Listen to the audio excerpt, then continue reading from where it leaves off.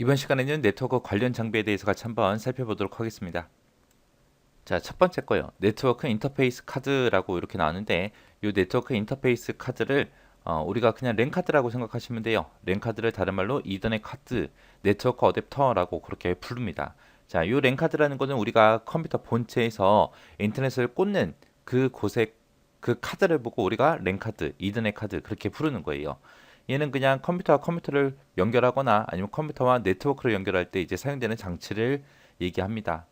이 카드가 해주는 일은 우리가 가지고 있는 정보가 케이블을 통해서 전송될 수 있는 형태, 정보 형태로 변경해주는 그런 일을 해요. 그게 이제 랜카드다라고 그렇게 기억하시면 됩니다. 그 다음에 이제 허브라는 아이요. 허브라는 아이는 여러 대의 컴퓨터를 연결하는 장치예요. 그래서 회선을 통합적으로 관리할 수 있게 그렇게 도와주는 게 허브라는 아이입니다. 허브에는 보게 되면 종류가 두 가지가 있어요. 더미 허브라는 아이가 있고요. 스위칭 허브라는 아이가 있고 이렇게 두 가지가 있습니다. 더미 허브는 그냥 데이터를 주고받고 할 때 그때 그냥 단순히 연결만 해주는 그런 기능을 가지고 있어요. 연결만 한다.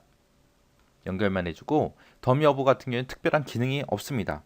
얘는 만약에 이 더미 허브에서 사용할 수 있는 대역폭이 만약에 100메가다라고 했을 때 만약에 내가 가지고 있는 네트워크에 컴퓨터가 10대가 있어요. 10개로 나눠서 이 100메가 대역폭을 10으로 나눠서 그냥 10메가씩만 딱딱 쓸 수 있게 그렇게 해주는 거예요.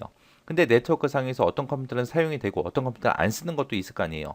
그러더라도 그냥 무조건 한 대당 무조건 10메가씩만 그렇게 쓸 수 있게끔 해주는 게 그냥 더미 허브. 그 다음에 이제 스위칭 허브예요. 스위칭 허브는 얘보다는 이제 좀 똑똑해요. 똑똑해서 스위칭 허브를 다른 말로 지능형 허브라고 그렇게 부르기도 해요.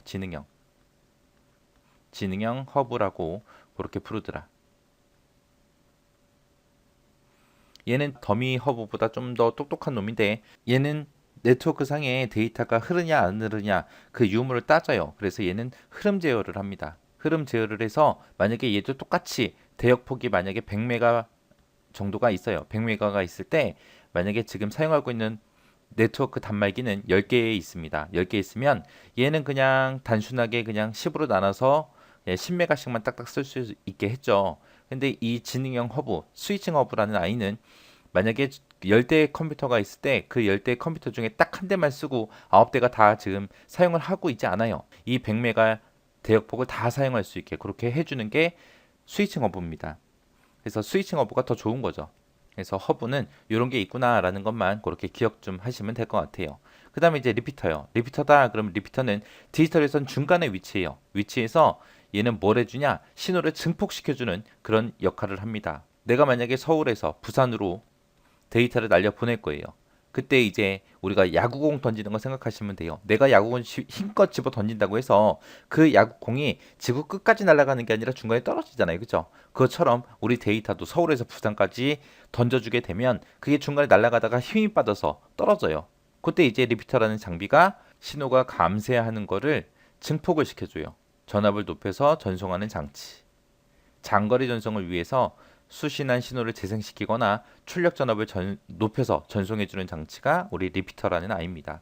이 리피터가 그냥 좀 말도 안 되지만 좀 비유를 하자면 마이크예요, 마이크.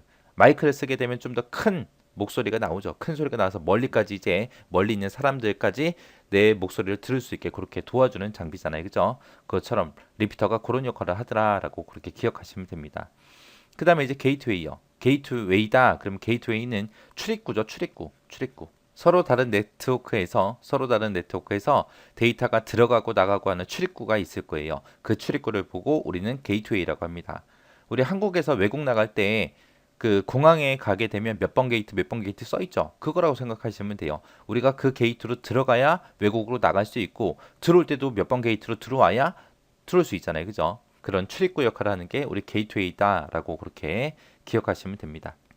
그 다음에 이제 브릿지라는 아이요. 브릿지는 다리라는 뜻이죠. 다리. 그래서 우리 여의도에 보게 되면 여의도가 섬이죠. 근데 여러 개의 다리로 전부 다 연결돼 있잖아요. 그죠? 그 다리 역할을 하는 게 브릿지요. 얘는 리피터랑 똑같은 기능을 수행해요.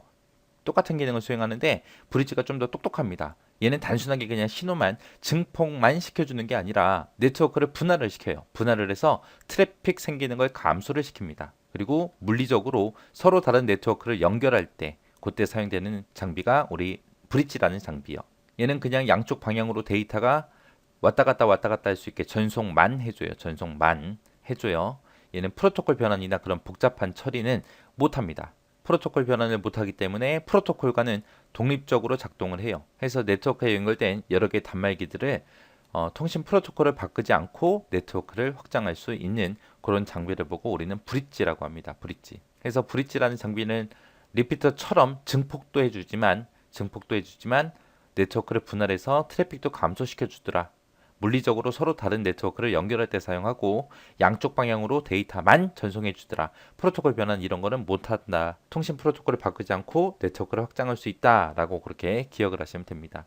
그 다음에 이제 라우터라는 장비요. 라우터라는 장비는 뭐라는 거냐? 네트워크와 네트워크 간에 연결할 때 반드시 필요한 그런 필수 장비예요. 필수 장비인데 얘가 가장 최적의 경로를 찾아줘요. 내가 만약에 서울에서 부산으로 가겠다라고 했을 때 우리는 차를 타자마자 내비게이션을 찍습니다. 내비게이션을 찍으면은 여러 가지 경로를 보여주죠. 뭐 최적의 경로다, 뭐 일반 경로다, 고속 경로다 해서 여러 가지 경로 보여주잖아요. 그게 라우터라고 생각하시면 돼요. 그래서 서울에서 부산으로 갈 때 가장 좋은 길, 가장 빠른 길, 그런 가장 최적의 IP 경로를 설정해 주는 게 그게 라우터라는 아이예요. 그래서 내가 가지고 있는 네트워크와 다른 네트워크의 연결점 어디로 갈지 그 연결점을 결정해 주는 그런 역할을 해줘요. 그리고 데이터들이 효율적으로 전송될 수 있도록 흐름 제어도 해줍니다. 그래서 어디가 길이 막히는지 어디서 트래픽이 생겼고 어디서 안 생겼는지 그런 거 따져서 가장 좋은 최적의 경로를 찾아주는 게 우리 라우터라는 장비요. 자, 여기서는 우리 시험 문제에 다 자주 나온다고 생각하시면 돼요. 이 네트워크 관련 장비는 무조건 나온다고 생각하시고 각각의 특징들 꼭 기억하시기 바랍니다.